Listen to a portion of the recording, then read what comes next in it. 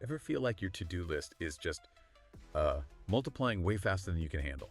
Especially if you're trying to forge your own path, maybe build a business or chase a personal project, you find out pretty quick that, well, freedom doesn't automatically mean free time, right? Your days can still feel totally packed. It's like a constant battle against, everything trying to grab your attention. So today we're doing a deep dive into productivity. But instead of the usual modern gurus or the latest self-help books, we're actually going to, time travel a bit and cross industries.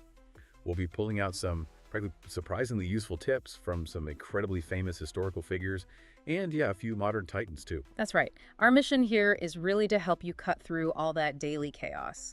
We've gone through a whole load of articles and research, and we've uncovered some habits that are, surprisingly effective. The idea is to help you figure out what's truly essential for your journey and help you understand how these sometimes really simple practices can actually lead to profound results, in managing your time, your energy, and ultimately hitting those big goals. Yeah, and we've pulled from a pretty diverse stack of sources, everything from analyses of old habits to personal stories from successful people today, and even some psychological studies that kind of back it all up. So get ready for a hopefully well-rounded and most importantly actionable view you can start using, today. So it often kicks off with your surroundings, doesn't it? This whole idea that your physical space, your environment plays a massive role in how productive you are.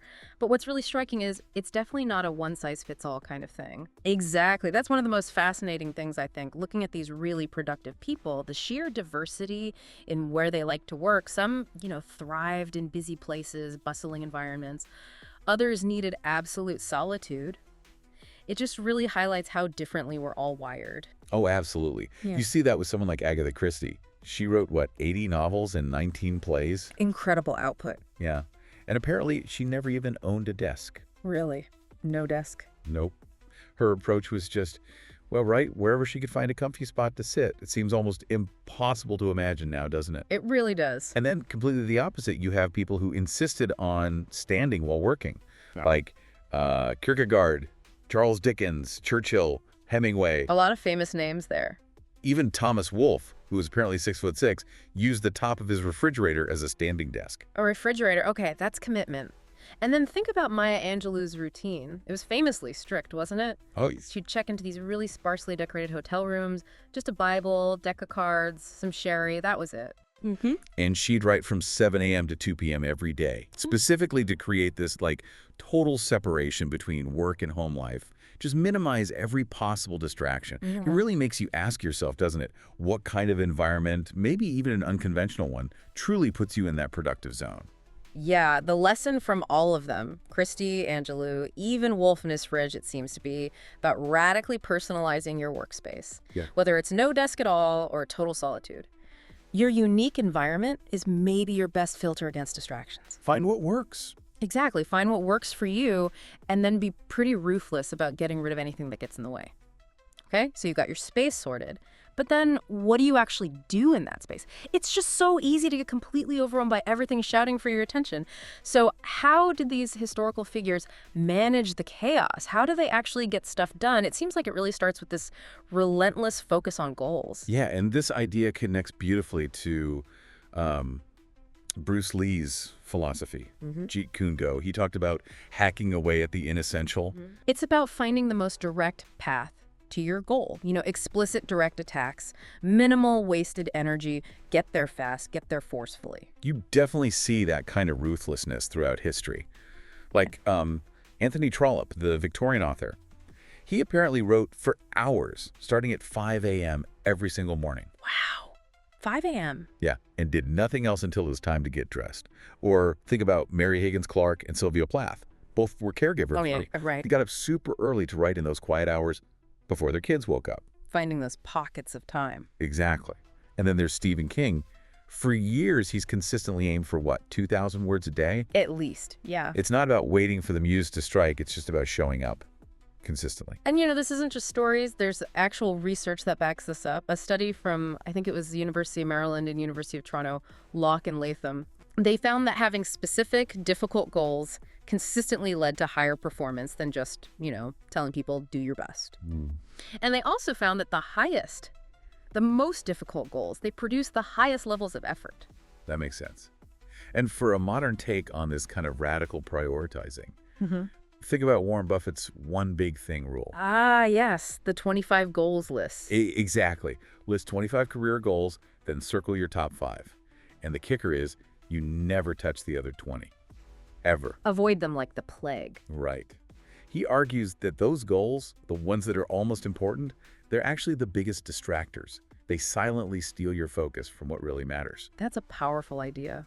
But, I mean, isn't there a risk there of becoming too narrow, missing out on new opportunities if you just ignore everything outside those top 5? That's a fair point, definitely. But I think Buffett's idea isn't about ignoring opportunities forever. It's more about identifying and then actively discarding or delegating the unnecessary tasks right now. Okay. It kind of echoes Steve Jobs' advice to new Nike CEO. You know the story.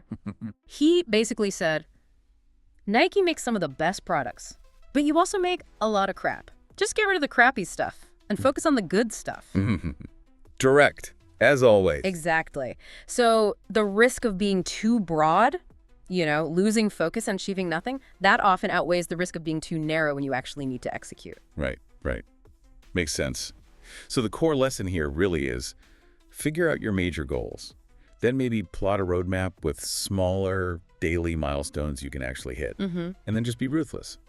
Focus only on the actions that directly move you towards those daily goals. Everything else, eliminate it or delegate it. Be surgical with your attention. Exactly. Surgical. Oh, Okay, so you've narrowed your focus. Great. But how do you actually do that within your day? Especially when you factor in fundamental stuff like sleep and work hours. There's this persistent cliche about early birds getting the worm, but, well, science suggests it's not for everyone. No, definitely not. And it's certainly not the only way to be productive. Yeah, what really stands out here is, the Sleep Foundation says 7-9 hours for adults. Right. Standard advice. But how and when people get that sleep, it varies wildly. And newer research is even showing genetic variations for night owls and early birds. So it's biological for some people. Exactly. Which explains why totally different sleep patterns can still lead to really high productivity. It's about honoring your own biology, Absolutely. Like, take Jerzy Kosinski, the Polish-American writer, award-winning writer. He got his 8 hours a day, but he split it. He'd wake at 8 a.m., work, take a 4-hour nap in the afternoon. 4 hours. Wow. Yeah. Then work late, sleep another 4 hours, and wake up at 8 a.m. again. That's a schedule. Definitely unconventional. And then there's Anne Rice. She wrote Interview with a Vampire, famously, by sleeping all day and working all night. Right. But not just for atmosphere, was it? No. Apparently, it was purely to maximize productivity by minimizing distractions. Nighttime was quiet time. Smart. It really challenges that old saying, attributed to Ben Franklin. Early to bed and early to rise. Makes a man healthy, wealthy, and wise. Yeah, right. But then you have Arianna Huffington saying, my single most effective trick for getting things done is to stop doing what I'm doing and get some sleep. Love that. The wisdom there seems to be productivity comes from listening to your body, not just forcing yourself into some rigid one-size-fits-all schedule. Yeah. Okay, now, what about the work ethic itself? Why is it that entrepreneurs, especially, often treat being busy like it's some kind of badge of honor? The hustle culture thing. Exactly. Gary Vaynerchuk might push hustle 24/7, but surely there's a point of diminishing returns where productivity and quality just plummet no matter how many hours you clock. Oh, absolutely. And this principle, you can see it reflected in John D. Rockefeller's approach, which was incredibly insightful. Ron Chernow wrote about how Rockefeller actually worked at a more leisurely pace. Leisurely, Rockefeller. Yeah. He napped daily after lunch, often dozed after dinner. Rockefeller himself believed, and I'm quoting here, "It is remarkable how much we all could do if we avoid hustling and go along at an even pace and keep from attempting too much." Wow. Avoid hustling. From Rockefeller. Right. And lots of other greats, think Michel Foucault, Beethoven, Churchill again, Kant, Tom Robbins, they all deliberately limited their work hours. It seems to be about sustained output, not just burning yourself out logging hours. And for a modern spin on using time intentionally, what about Elon Musk's method? Time boxing. Ah, yes. Scheduling every single minute. Even bathroom breaks, apparently. Which, okay, maybe a bit much for me.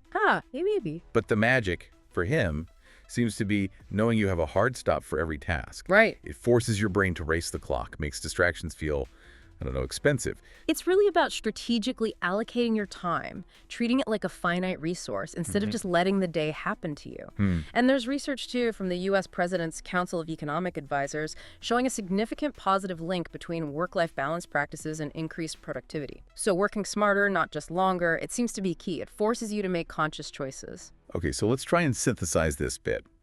Prioritize sleep based on your body's needs, your unique rhythm. Right. Take naps if they help you refresh. Maybe consider scaling back working hours, but focusing intensely on the really important stuff. Delegate what you can. Outsource even. Yeah, delegate, outsource. And the goal is maybe to schedule specific time-boxed blocks for that deep, focused work. Yeah, Maximize efficiency, not just hours on the clock. exactly. So speaking of deep work, what happens when distractions inevitably pop up? I mean, we have digital notifications hammering us constantly. But historical figures, they had their own battles with focus. And sometimes they took, well, pretty extreme measures. Oh, some of the methods are frankly wild when you dig into them, like the Greek orator Demosthenes. He reportedly shaved off half his hair Love it. Why? to basically force himself to stay home and work because he'd be too embarrassed to go out in public. Okay, that's a commitment of a different kind. And Victor Hugo, when he had writer's block, he'd strip naked, Naked. yep, and have his servants hide his clothes until he finished a chapter. Seriously, that's wow. And then there's the truly bizarre one. King Otto of Bavaria. Oh, I haven't heard this one. He had advisors give him pistols, loaded blanks, and an actor dressed as a peasant. And every morning, he'd shoot the peasant to apparently keep a fresh mind. Okay, that's certainly extreme distraction management. I'm pretty sure my boss wouldn't be thrilled if I started shooting colleagues to clear my head for meetings. Huh. Probably not advisable, no. But beyond the really dramatic stuff, Ben Franklin's advice still holds up, doesn't it? Lose no time. Be always employed in something useful. Cut off all unnecessary actions. Timeless. It's an active choice, isn't it? Focus doesn't just happen by itself. No, it doesn't. And setting boundaries like Oprah Winfrey does, that's crucial for making that active choice. Her no before yes filter is incredibly powerful. How does that work exactly? Before she says yes to anything, she asks herself, does this feed my soul, my goals, or my joy? Soul, goals, or joy. If it's not what she calls a full body yes, then it's a no. Simple as that. It creates that essential white space in her calendar, fiercely protects her creative time. I like that. Full body yes. And for all the little annoying things that pile up. Ah, the small stuff. Yeah, the stuff that nags at you. David Allen's 2-minute rule? That seems golden. From getting things done. Yeah. If something takes less than 2 minutes, just do it immediately. Right.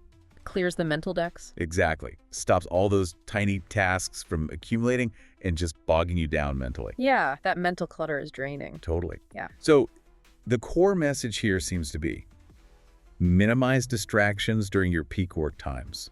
Actively disconnect social media, email, whatever it is. Reduce unnecessary meetings. Simplify communication. Yeah. You'll be really intentional about saying no to protect your time. And swat away those small, quick tasks immediately. Clear your mind for the deep work. Right. Okay, so we've covered what to do, what to avoid, but what actually keeps you going day in, day out, through the grind. Especially when things aren't, glamorous or exciting. It feels like it boils down to consistency. Yeah, consistency is huge. And a powerful common thread here is embracing routine. W.H. Auden, the poet, he famously said, "Routine in an intelligent man is a sign of ambition."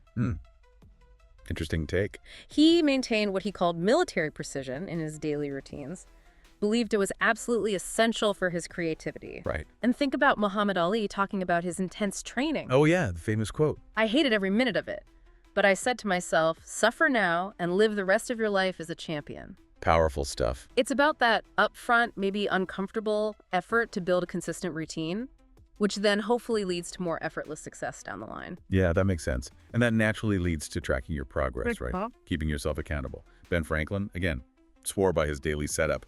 What good shall I do today? And the nightly review. Exactly. And the nightly recap. What good have I done today? He meticulously recorded his thoughts. Yeah. Created this roadmap for self-improvement. It's about self-awareness. Totally. And Army Colonel Steve Rodkoff, a highly decorated intelligence officer. He even tracked his daily struggles and events in a journal in the form of haikus. Haikus, serious. Yeah. Talk about a unique form of accountability. Definitely creative. And what really fuels that consistency, keeps you showing up, seems to be passion. The driving force. Yeah. Edward Murrow, the journalist, Mm-hmm. he regularly put his job on the line for stories he felt were unjust, just driven by this passionate belief. He wasn't afraid of conflict. Mm-hmm. Or take Walt Disney. Early on, he passed up bigger offers because his real passion was cartooning. Even when things were tough financially. Yeah, even when money was really tight, he stuck with it, said he was in it for everything but my false teeth. Huh. Love that. He wasn't discouraged, didn't quit, because he just loved what he did. And this also brings up an important point about leadership, doesn't it? How leaders fuel productivity in their teams. Jack Welch, former GE CEO, he noted that leaders know how to spark and motivate others to perform. Right. It's not just about their own productivity. Exactly. And Shigeru Miyamoto, the creator of Zelda and Super Mario, he consciously avoided managerial ego. He encouraged his directors to have courage and work toward the goal they set, rather than just trying to please him. That's empowering. Totally. It's about empowering your team, sharing a compelling vision. Okay, so let's try and wrap this section up. Create routines for yourself, stick to them, start small, test what works for you.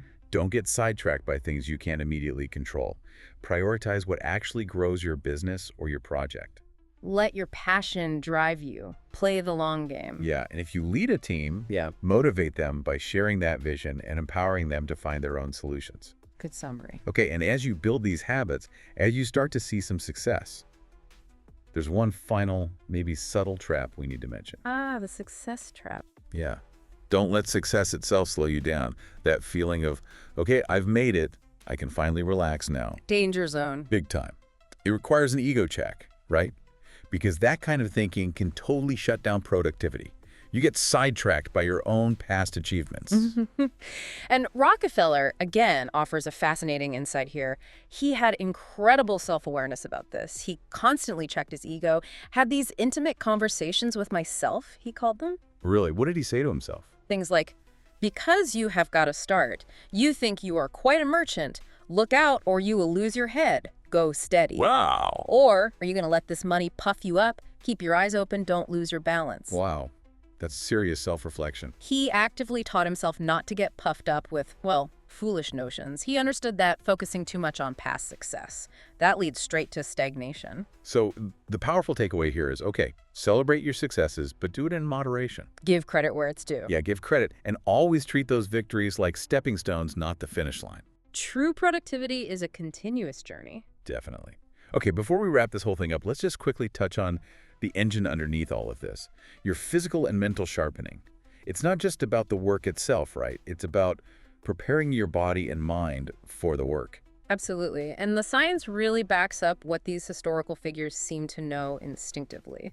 People like John Milton, Haruki Murakami, Kant, Charles Darwin, Richard Strauss, they all integrated leisure and exercise into their daily routines. Filling their afternoons with it, often. Exactly. And science confirms exercise stimulates mitochondria, the power plants in your cells. It boosts energy for both your body and your brain. It's fundamental. And it's not just physical upkeep, is it? There's the mental side, too. Julia Cameron, author of The Artist's Way. She swears by morning pages. Yes, the 3 handwritten pages. Exactly. 3 pages handwritten first thing in the morning, just whatever is rattling around in your head. It's like mental housekeeping, right? That's a great way to put it. Dumping all the random thoughts, the worries, onto paper so your brain isn't trying to juggle them all day. Clears the mental RAM, essentially. Yeah, clears the RAM. So what does this all mean for you, the listener? Maybe set a consistent schedule for daily exercise. Find active hobbies that keep you moving. Incorporate mental exercises too, reading, puzzles, things like that. And definitely consider trying those morning pages. See if clearing your mind like that makes space for your best ideas. Worth a shot. So, okay, we've journeyed through productivity, looking through the eyes of this incredibly diverse group of people. Ancient orators, modern CEOs, authors, industrialists, all sorts. We've seen their unique habits, but also the universal principles that kind of shine through. And it seems clear that while the specific hacks, the tricks, they vary wildly, common threads definitely emerge. Things like intentionality, relentless focus, setting firm boundaries. And a deep understanding of your own energy pattern. Exactly. These aren't just tools to cram more into your day. They're more like guardrails. designed to reduce that constant need for sheer discipline, make sustained productivity feel much more natural. Yeah, that's a great way to think about it, guardrails, because productivity, it really does start with you. Your decisions, your experiments, your willingness to adapt and build a system that actually works for your unique rhythm. Mm-hmm. This deep dive, looking at all these sources, it just reminds us that it's about building a framework that lets you maybe do less, but finish more.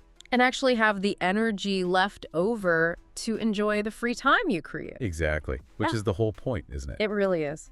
Which makes me wonder, for you, our listener, which one of these stolen productivity habits, maybe it's radically personalizing your workspace like Christy or Angelou, or taking a bold new approach to prioritizing like Buffett, which one will you experiment with first to build your own guardrails and hopefully make your days feel a little lighter and a lot more accomplished?